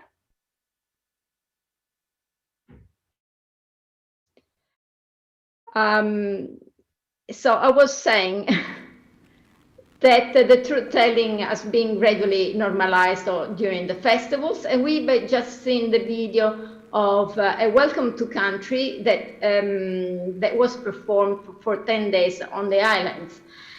And that has been prepared by the Aboriginal artists. They include everyone to connect to all the presence, to the land, to the waterways, because they've never been seeded. So art is the storytelling, the transmission of knowledge, the transmission of culture. But let's keep going with the video. Where am I exactly? Look a bit on the video. We have Australia, and down there, Lutruwita, Tasmania. I work on a museum, and there are two sides. This is what you are seeing at the sides of the museum, and the next one is the art gallery. The name, Queen Victoria Museum and Art Gallery. The architecture of this building and also the collection that is in this building, they're all linked to the past, the colonial past. And only recently, as you see now, there has been a change. There is an exhibition of the first Tasmanians, our stories, that has been put together with the support of our regional reference group. But more changes happened this year. And this year that QVMEG is finally aligning itself to an international effort of colonization by changing the narrative that has dominated Tasmanian galleries since the 19th century, fully embracing the function of the art as storytelling, shaping identities. A new display of the gallery aims to fostering a powerful sense of belonging to all those that are in this land. And the content includes Aboriginal culture as well as colonial history and modern diversity in a way that one work can be seen through the eyes of the other. But nevertheless, how can we talk about colonization, of reshaping of narratives, if this reshaping comes from the dominant white culture? Is the effort, can we stand by with this video, please? Just this slide. Is the effort of the colonization reflecting the First Nation people perspective, or is it replicating a colonial attitude by exploiting the art? Videonya, ada audio dari video? Yes, Dr. Palermo. Bisa dengar di sana? Yes, Oke, we can, karena saya tidak bisa mendengar audionya. Yes, we can listen the audio from here. Okay, so in my role, let's stand by there with the video, just a second. Yeah, leave it there just a second. In my role as a museum public program officer, born in Italy, and with a strong Indonesian educational background, I feel very confused. For me, first-hand art training was the way of learning Indonesian art practices, to embody other and become a real active agent of global interweaving of culture and storytelling, during which colonial patterns occurring on discourse and culture are openly discussed. In Australia, things are a bit different. The history of colonization in the two countries, of course, cannot be really compared. And in spite of all the efforts, the denial of atrocity of history that took place in Australia and especially in Tasmania still prevails. First Nation people continuously struggle to affirm their identity. Arts practice is considered one of the medium to recreate and share the stories of cultural practice. And what about the most recent immigrants and refugees? But what can I do in the context of a museum and art gallery? I feel actually really, really embarrassed, and I feel very confused. The only thing I can do in my work is create spaces and opportunities for open dialogues and gather all those conversations. And what you have seen in these videos are the ways in which I share all those dialogues. And of course, because of COVID, that I managed to have an option of online programs. And the hybridity between in-person and online programs allowed me to share now with you the spaces of dialogue that we create at QBMEG, especially with public programs. And this is in specific. We have seen a project before with Lola Grino, transmitting of knowledge over making with shells with the younger generation. This is a symposium, a conference, a symposium regarding loss and nature and culture, and with the participants of what we see now of an Aboriginal artist. And now you see the map from one side to another. That's how you have to walk from one side to another. And we see the museum. I'll let you listen to the video for a few minutes.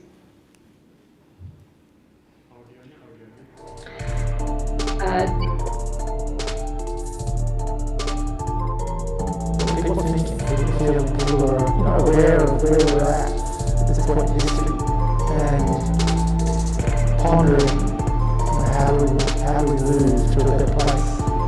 Thinking about the input from today is making me really question my own arts practice, but also think about what I want museums to be for my grandchildren.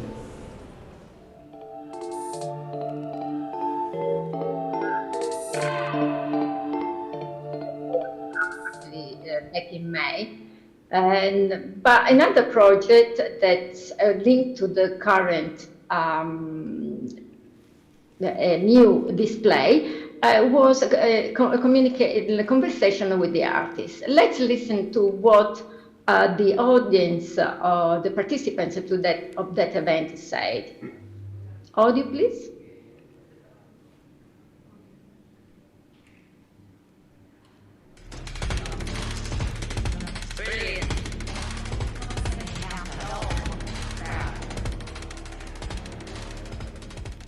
So creating space for participants to share their ideas, their reaction to the new permanent display.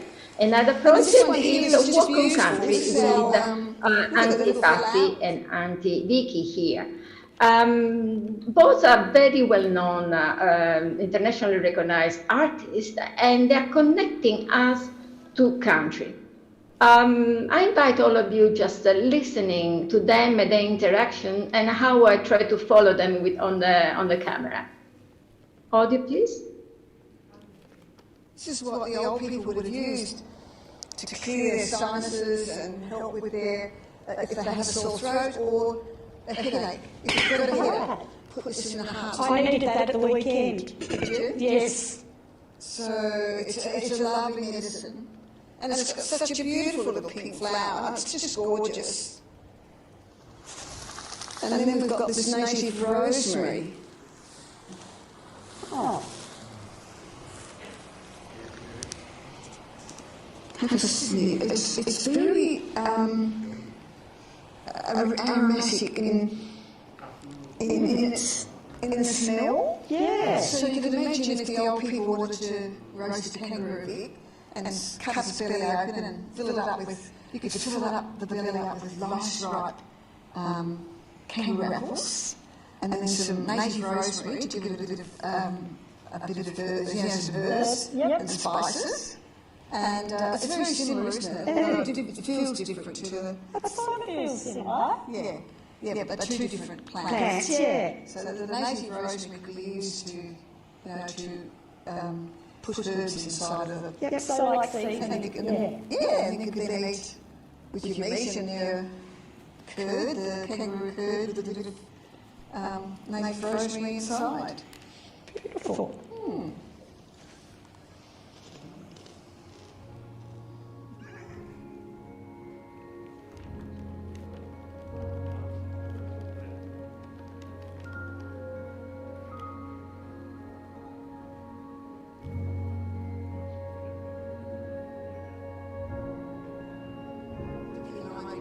today is the coastal, the vegetation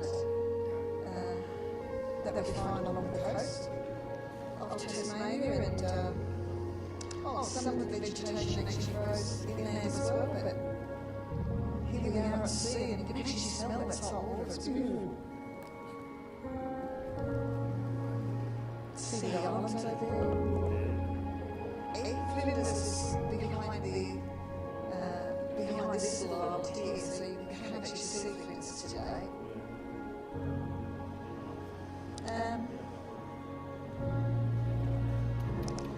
So over the distance is the Stringeroo Bay, so over the distance is Bali-Bhuwana, which is grandfather's country, where most of us come from, with the Bali-Bhuwana Troy clan lived over there on that land.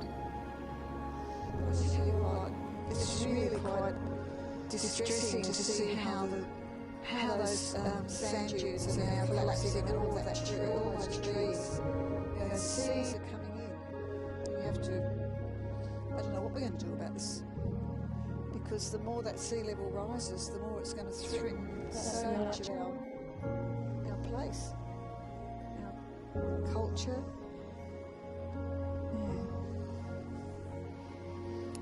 So it shows how important the museum is in relation to this, you know, to tell the story, help tell the story. I think it's really important.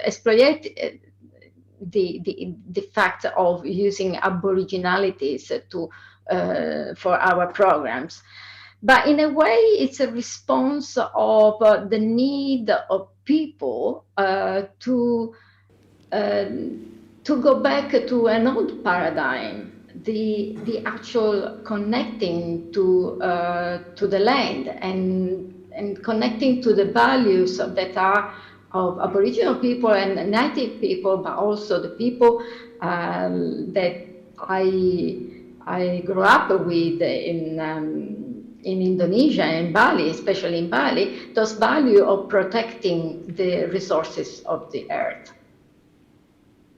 Thank you so much. Great, thank you so much for your presentation, Dr. Palermo. Distinguished guests, ladies and gentlemen, now we are continue to the question and answer session. Please do not hesitate to type or address your question in the chatting column. Okay, from the chatting column we have one question. The question is from Ibu Dr. Dewi Yulianti. I am a lecturer of ISI Denpasar. I would like to have an insight from the Honorable Bapak Ana Agung Rai. How to stay humble like you, even though you have been so famous, not only locally, but also internationally. Kepada Bapak Ana Agung Rai, mohon silahkan dijawab.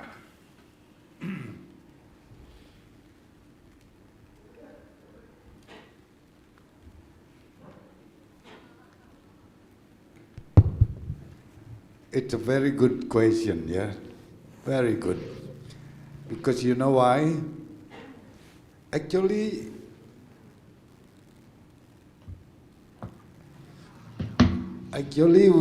because we are an art lover, as an art lover, you know, I mean, I don't know, I mean, I just Agung Rai myself as a villages.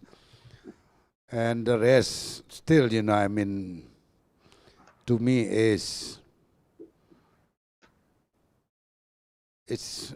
I born with that. I think to be humble, I don't know. Either I'm humble or not, but it's to me it's sometimes I'm frustrated also, you know, because when I talk to many smart people, very intellectual people, so I feel like myself is nobody. So I know we have probably because I travel a lot. Traveling, I think that's and art, as an art lover also could make, because we are nobody, we are part of nature. And I love families, so I stay with my families. And you know where I live, I'm the 9th generation on the same place, you know. I don't have my other home. I like simple and I love my families, and where I live, this is how I live my life. But we have a dream in my life to make life is meaningful to myself, to my families, to others. And we got something to share.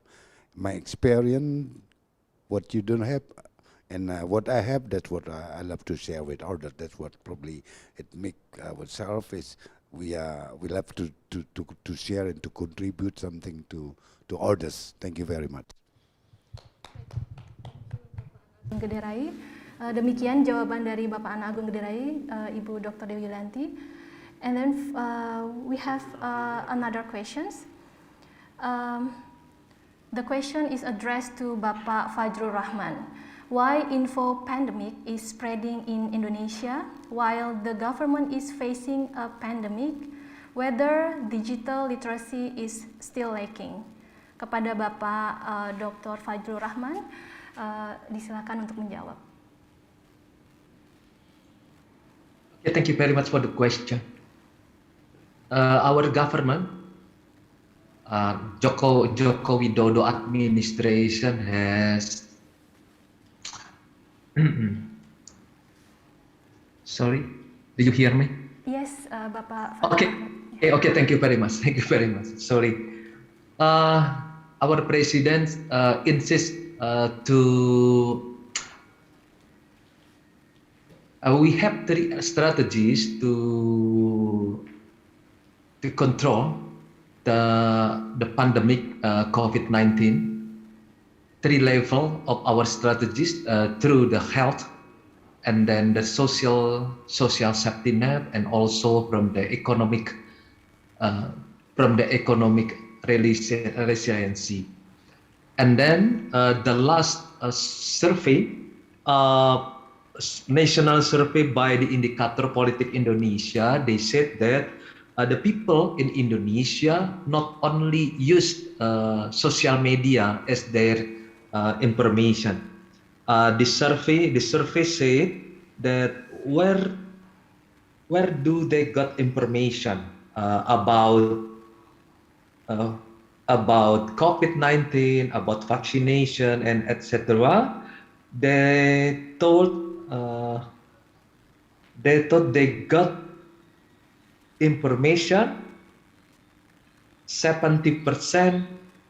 Sorry, I have to find out the information, the primary information by the people when they want to know about the COVID-19 vaccination. They said they got the information 70% from television, still on television, and from radio 2.0%, and then from the printed magazine or printed 1.4%, and from online media or internet or social media only 18.2%. So our strategy to communicate with the people in Indonesia, still we are using the television, not only from the online social media. So that is the answer of the question. Okay, thank you Bapak Fajrul Rahman for the answer. Bapak Dr. Abar Wirawan, demikian jawaban dari Bapak Fajrul Rahman. And we have last question for this session. Okay, the question addressed to Bapak Fajrul Rahman again. Regarding the internet use in pandemic, what strategies can we apply to control our young generation in using the internet in a good way, since we know the internet has given a very wide information? Silakan kepada Bapak Fajrul Rahman untuk Thank you very much. The wisdom word said, before we have to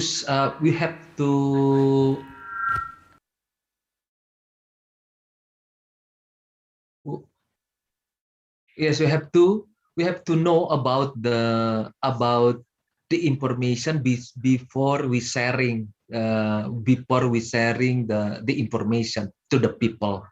Just the good information, just the better information, just the the confirmed information that we have to share to the people.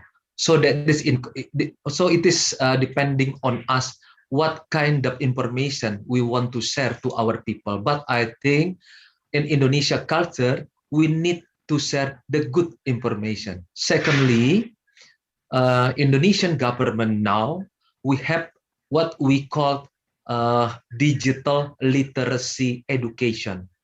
Now, from 2020, 2020 and 2024, we have a program from the Minister of Information and Communication, and we have to educate people in Indonesia, around 50 million people, to get what we call it digital literacy.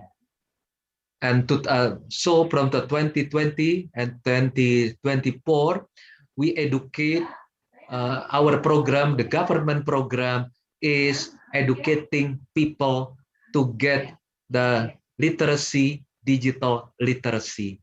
So it means if one of the member or the student of who get the education, who get the information about digital literacy, we will get 250 million people who get who knows and who about digital literacy.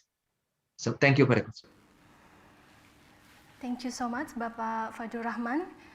Before we close this session, we would like to deliver one last question. This question is delivered to Dr. Sunardi. Dr. Sunardi, can you please explain deliberately the relationship between pandemic of COVID-19 and melancholia? Kepada Bapak Dr. Sunardi, disilahkan untuk menjawab.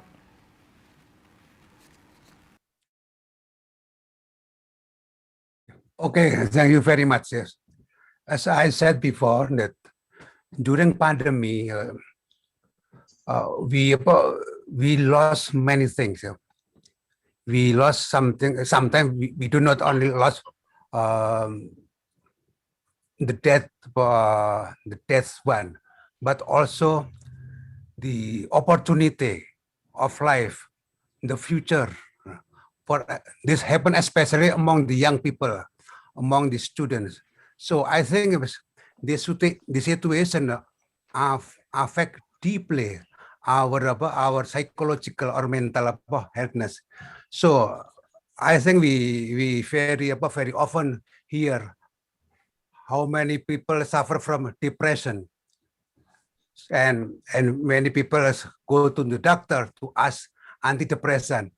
But I would like to say that in order to approach the question of depression from medical treatment, I offer that creativity, that creative process of art can be used in the way that by creating a new art, we can find what we call the lost object. So in certain sense, I would like to say that art can be a therapy also for our melancholic depression, and I think it is important for the people who involved in art, as we hear from Carmen, yeah, and with Papa Arma, yeah. I think museum, in certain sense, also can help this just not there's a therapeutic approach for the melancholy during the pandemic. Thank you. Okay. Boleh bilang sesuatu? Yes, Okay. sure, please. Just following up this, the lack of the limits of meeting other people and the role of museums, especially in contexts that are not like in Indonesia. Outside Indonesia, the museum, how I see it, is really like a village.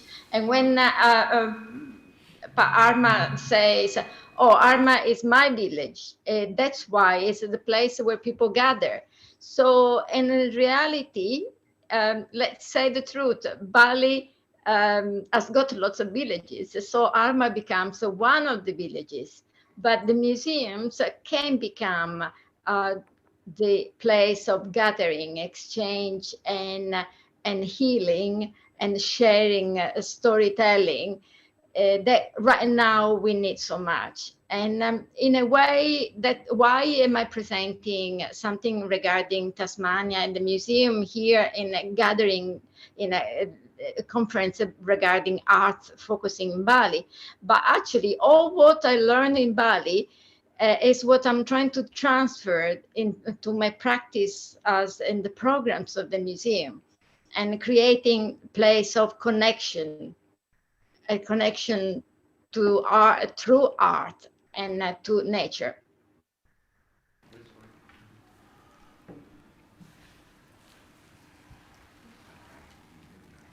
Okay, thank you for the answer, Bapak Dr. Sunardi, and also Ibu Dr. Palermo. So, in conclusion, the theme of this conference is Perspective, Environment, New Paradigm. In general, this conference is engaging Indonesia and Bali in the global debate about COVID-19 pandemics and its consequences. A perspective from communication with pandemic and info-pandemic, which is careful in spreading the news to avoid fallacy and bias. Integrated with environment and new paradigm of living experience created in museum to gather, heal, storytelling, disseminate, and preserve the origin and indigenous culture. Continue to art practice, melancholia as creation methodology in arts that consists of 4 steps, as well as the therapy in creating arts. Keywords in this conference are new paradigm, storytelling, living experience, reshaping, and restoring. To the honorable 4 invited speakers, thank you so much for your time and your valuable insight in this presentation. And before we end this session, we would like to invite all the participants to turn on the camera so we can have a photo session. And the time, I will bring the time back to the Master of Ceremony.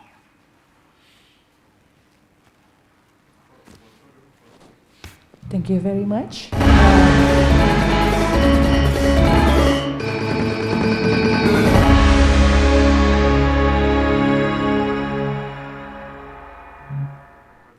Yes, we would like to announce to all of the speakers and also the participants to turn on the video, and we will have for our photo sessions together.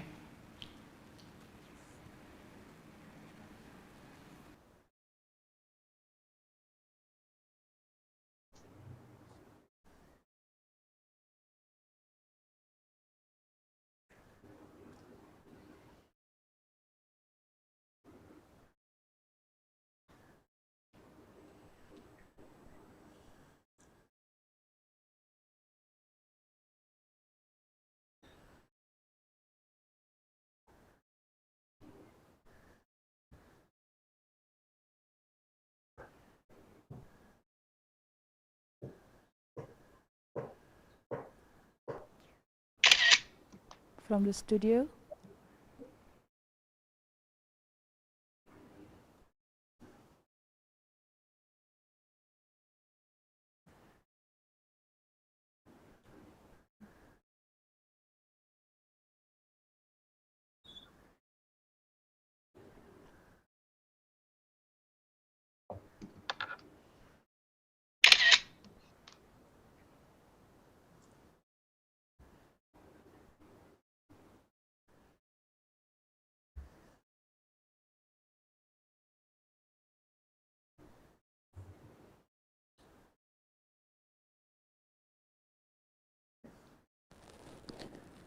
Yes, thank you very much.